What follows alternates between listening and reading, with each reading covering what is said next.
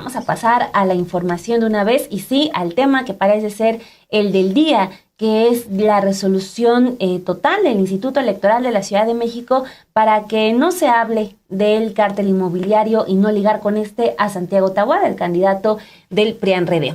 El Instituto Electoral de la capital impuso medidas cautelares en contra de 2 legisladores y de funcionarios de Morena para abstenerse de emitir comentarios en cualquier medio en donde vinculen al candidato a la jefatura de gobierno, Santiago Taboada, con el cártel inmobiliario. Este esquema de corrupción operado por panistas desde la alcaldía Benito Juárez en complicidad con constructoras privadas. 2 de los 3 consejeros de la Comisión Permanente de Quejas del ISM votaron a favor de la imposición de medidas cautelares, entre las que se incluyen borrar comentarios en redes sociales en un plazo de 24 horas. O sea, no solo ya no hablar en adelante, sino algunos comentarios incluso eliminarlos. Entre las figuras señaladas para no hablar al respecto se encuentran Leticia Varela, que pues ayer le pasábamos una entrevista con ella que tuvieron los periodistas, porque ella es candidata a la alcaldía Benito Juárez, que es la cuna del cártel inmobiliario. También está entre la lista de las personas que no pueden hablar de esto Pablo Hernández. Él es candidato a diputado local por la misma demarcación, la cuna del cártel inmobiliario, Benito Juárez. También está Dunia Ludlow, encargada de la campaña de Clara Brugada, el dirigente nacional de Morena, Mario Delgado, la secretaria general del partido, Citlali Hernández, la exfiscal capitalina Ernestina Godoy, el senador César Cravioto, el diputado Víctor Varela, Fladala Acabani, quien es secretario de Desarrollo Económico de la Ciudad de México, Tomás Pliego, coordinador general de Gabinete de Seguridad Ciudadana, e incluso el periodista Carlos Pozos, conocido como Lord Molécula. Y también está el diario El Soberano. Todo este grupo no podrá hacer mención del cártel inmobiliario. En sesión extraordinaria, la consejera Erika Estrada expuso los motivos de la denuncia que presentó el Partido Acción Nacional, quienes argumentaron que se busca evitar la calumnia y la mentira en el proceso electoral. Vamos a escucharla. Aquí lo que viene denunciando el partido político son específicamente 4 conductas. La primera de ellas tiene que ver con promoción personalizada y uso indebido de recursos públicos por diversas publicaciones que estuvieron realizando en redes sociales personas que se identifican con cargos públicos como senadores, senadoras, diputado federal, el secretario de Desarrollo Económico, el propio partido político Morena y algún medio de comunicación. Además denuncian que hay vulneración a los lineamientos que aprobó este Consejo General relacionados con imparcialidad, neutralidad y equidad en la contienda. Otra de las conductas denunciadas es la conducta de calumnia, que, como ha señalado el consejero Ramos, está tipificada en nuestra legislación como aquella conducta que comete un sujeto activo, que puede hacerlo en nuestra legislación, cuando transmite hechos o delitos falsos en agravio de alguna persona. Y la última de las conductas que se está denunciando es campaña negativa. El proyecto se decanta por desechar estas conductas por lo que hace a promoción personalizada y uso indebido de recursos públicos. Aquí comparto la propuesta que nos hace la dirección ejecutiva porque considero que no se acredita esta conducta en las publicaciones que están realizando estas personas. En total fueron 21 publicaciones y aquí también es importante señalar el elemento de prueba. Cuando llega esta denuncia, el partido político nos hace llegar 17 actas expedidas por notario público, esto es con fe notarial y por lo tanto se convierten en documentales públicas en las que certifica el contenido de estas publicaciones y para nosotros hacen prueba plena. De manera adicional también y solamente de manera preventiva, bajo la apariencia del buen derecho, están solicitándonos medidas cautelares. Y las medidas cautelares que se están otorgando en el procedimiento consisten en ordenar que se bajen de las redes sociales en las cuales fueron publicados estos 21 links o publicaciones en redes sociales, toda vez que se considera de manera preliminar, y esto hay que subrayarlo, no hay un pronunciamiento de fondo, solamente de manera preliminar, que podrían contener contenido calumnioso o bien campaña negativa. Ese es el efecto que se le está dando en este acuerdo, además de una tutela preventiva genérica para el efecto de que las personas involucradas en el procedimiento se abstengan de difundir contenido calumnioso en este momento del proceso electoral. Señalar que voy a acompañar esta propuesta que nos hace el área técnica. Me parece que como instituto electoral no solamente debemos de salvaguardar que se privilegie la libertad de expresión dentro del proceso electoral, sino que además ser muy cuidadosos respecto a contenidos que pudieran, y lo digo preventivamente, pudieran tener contenido calumnioso de campaña negativa, porque me parece que también estamos enfrente de otro valor que debemos titular, que es el derecho que tiene la ciudadanía de recibir información veraz, y esa información veraz tiene que estar respaldada de elementos probatorios contundentes, sobre todo cuando estamos en presencia de una posible imputación de un delito a una persona candidata. Bueno, esto fue el inicio de una sesión que dieron el día de ayer de manera extraordinaria.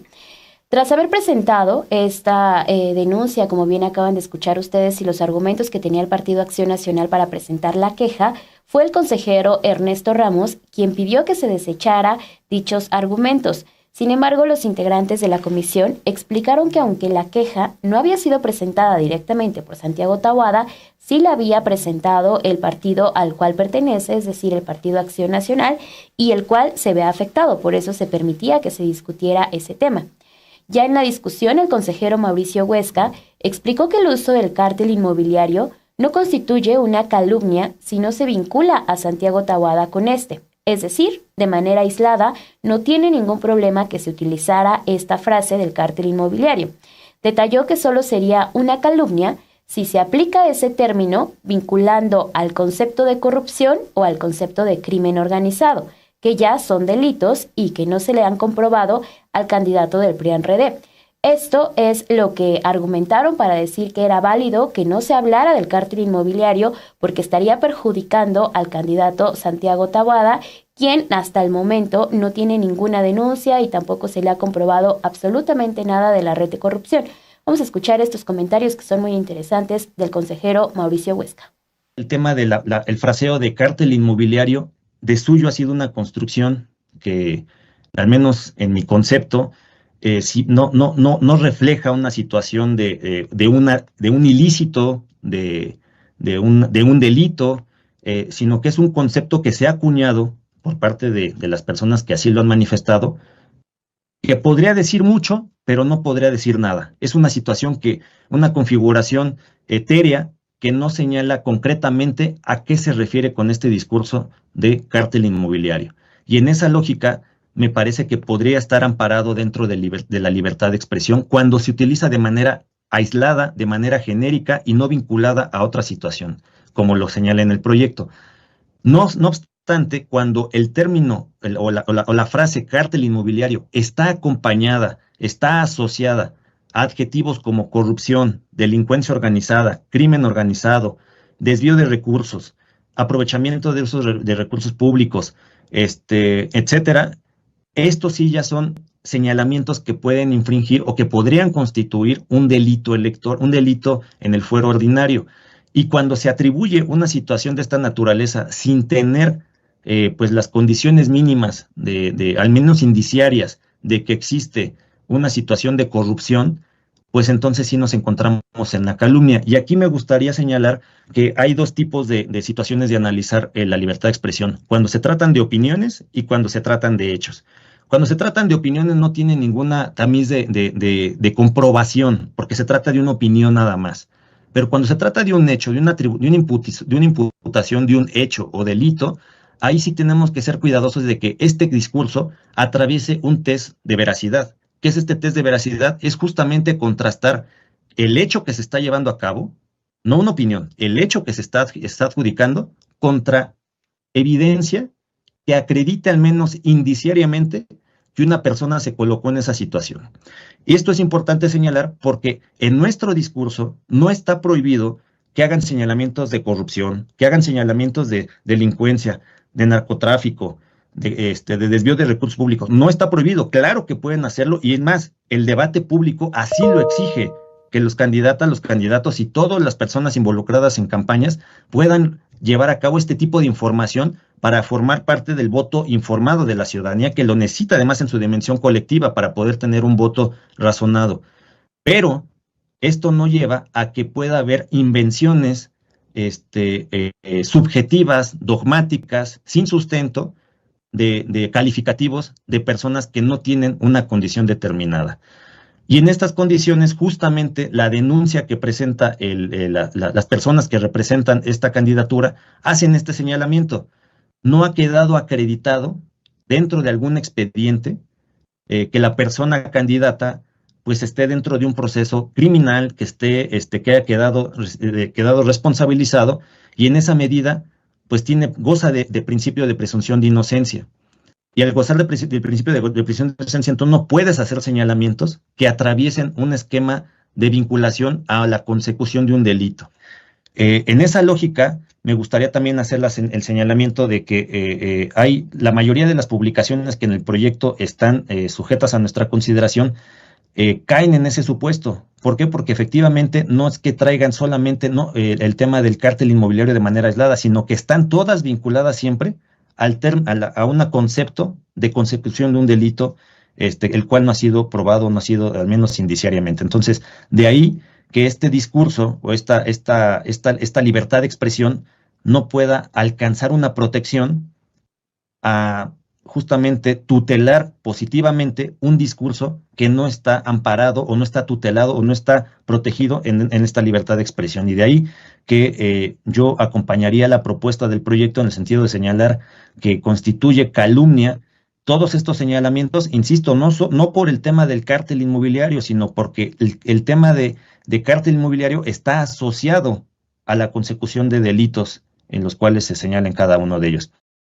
Es muy importante escuchar cómo es que se desarrolló la discusión, porque como ustedes lo están notando, pues se habla sobre que Santiago Taboada no está implicado, que no hay denuncias en su contra, pero también se habla de que se les va a ensuciar la imagen. Bueno, es todo un caso. La explicación llevó a los consejeros también a discutir si la candidata de Morena, PT y Clara Brugada debía eliminar las frases del primer debate. Imagínense hasta dónde se fue todo esto. Lo cual fue desechado porque las expresiones están amparadas bajo la libertad de expresión. Lo único que se aprobó fue la eliminación de 19 publicaciones realizadas en redes sociales en un lapso no mayor a 24 horas, así como de abstenerse a escribir manifestaciones de carácter calumnioso, sin sentido jurídico, en contra de Santiago Taboada. Las medidas cautelares tienen que ver con la probable vulneración a los principios de imparcialidad, neutralidad y equidad en la contienda, así como calumnia y propaganda negativa por diversas publicaciones en redes sociales realizadas por servidores públicos y otras personas. Vamos a escuchar qué fue lo que argumentaron sobre esto los consejeros del Instituto Electoral de la Ciudad de México. Esta autoridad, creo que una de las facultades que tiene que llevar a cabo es justamente modular este discurso político cuando la libertad de expresión se excede en sus límites, dado cuenta que también la libertad de expresión no es absoluta ni limitada como cualquier derecho humano, que no tiene ninguna concesión de absolución, sino que tiene ciertas mediciones y tiene ciertos contenidos. Y dentro de esto puede ser, la limitante puede ser ya sea por el tipo de discurso que se lleva a cabo en la libertad de expresión o por el tipo de sujeto que emite el comentario. Entonces, en este caso, no calificaré los comentarios, si constituyen calumnia en este caso todavía, sino que solamente a la luz de que son personas que están interviniendo en el proceso electoral y que tienen la calidad de servidoras y servidores públicos, y que esto sí puede generar un trastorno en el proceso electoral que eventualmente podría generar a que al momento de analizar la equidad, el principio de equidad de contienda en la determinancia cualitativa y cuantitativa de una elección, pueda quedar vulnerado o pudiera quedar de alguna manera en riesgo o cuestionada, por decirlo de alguna manera, la integridad electoral, y por eso esta autoridad electoral, a través de esta comisión de quejas y denuncias, tiene una gran responsabilidad para modular en el tiempo oportuno el discurso político. No hay una sola mención en el proyecto que intente censurar lo que se dijo en el primer debate a la jefatura de gobierno de la Ciudad de México el pasado 17 de marzo. Yo soy partidaria de estos ejercicios democráticos y considero que los debates deben de ser así. Deben ser ejercicios en los cuales las partes contendientes tengan la posibilidad de decirse de frente algunas cuestiones que podrían estarse reclamando dentro del proceso, que podrían consistir en crítica dura, una exigencia a las candidaturas en el momento que están sentadas y sentados en el debate, porque además en ese momento la persona a la que se le está imputando alguna conducta están de frente. Pueden hacer uso del ejercicio de réplica y en ese momento controvertir los argumentos que se están poniendo sobre la mesa. Así que es importante recalcarlo. El contenido de este proyecto de inicio de procedimiento no censura ninguna parte del debate que se tuvo a la jefatura de gobierno el pasado 17 de marzo. Bueno, y ayer en sus redes sociales, después de todo esto que argumentaron en el Instituto Electoral de la Ciudad de México, que ya escucharon ustedes cuáles fueron los comentarios que emitieron, preocupándose, sí, de que no se le vincule y no se calumnie al candidato del PRIAN-RD con el cártel inmobiliario, una red que ya ha tenido resultados, que ya tiene a personas que están en proceso, en algún proceso frente a la justicia, pero también quien pueda alertar a todas las personas que ya vamos a ver más adelante se han visto afectadas por toda esta red de corrupción del cártel inmobiliario. Al menos eso fue lo que discuten ayer los consejeros de este instituto y posteriormente la aspirante de Morena, Clara Brugada, calificó esta medida en redes sociales como un ataque directo a la democracia y a la libertad de expresión. Hoy por la mañana dio una conferencia de prensa en donde también recalcó este tema de calificarlo como una censura al hablar de la resolución del Instituto Electoral de la Ciudad de México para que los morenistas se abstuvieran de hablar del llamado cártel inmobiliario. Criticó que el instituto ponga en duda la existencia de dicha red de corrupción. También mencionó que ayer 3 legisladores de Morena fueron notificados, aunque no dijo cuáles fueron los legisladores a quienes se les notificó, y van a esperar también que lleguen las demás notificaciones para todos los integrantes de Morena a quienes se les pidió que no hablaran del cártel inmobiliario. Pero aún no tienen claro quiénes más son los que se les va a pedir esta notificación. La candidata también hizo un llamado a este instituto para actuar de forma imparcial, transparente y democrática. Adelantó que van a impugnar la decisión del Instituto Electoral de la Ciudad de México ante el Tribunal Electoral. Vamos a escuchar parte de lo que comentó. Hago un llamado entonces a la autoridad electoral para que actúe de forma imparcial, transparente y democrática a un órgano que está encargado de dirigir el proceso electoral. Porque por un lado actúa de forma expedita y por el otro son omisos. El argumento que usaron los consejeros es que no está claro que exista la comisión de delitos, de un delito. Parece que los consejeros no saben que hay más de 30 funcionarios de Benito Juárez involucrados con esta red de corrupción. Algunos acusados, otros detenidos, unos más juzgados, otros en la cárcel y 4 sentenciados que ya aceptaron su culpa y devolvieron al erario bienes por más de 100 millones de pesos. El cártel inmobiliario existe, es real y es del PAN. Resulta muy curioso que el candidato del PAN aún no explica por qué vive en el edificio del cártel, en un edificio producto del cártel inmobiliario, del mismo empresario constructor donde Luis Vizcaíno tenía 5 departamentos que tuvo que devolver a la Ciudad de México una vez que reconoció su culpa y aceptó su responsabilidad. Justo esto es lo que quieren silenciar. Parece que para ellos los casi 300 pisos construidos ilegalmente no existen. Por eso celebramos que hoy existe una ley para sancionar con todo el peso la corrupción inmobiliaria. El Instituto Electoral debería ser quien dé certeza al proceso y no quien se dedique a censurar a candidatos y legisladores. Por eso vamos a impugnar la resolución, porque estamos convencidos que no se puede limitar el derecho de expresión.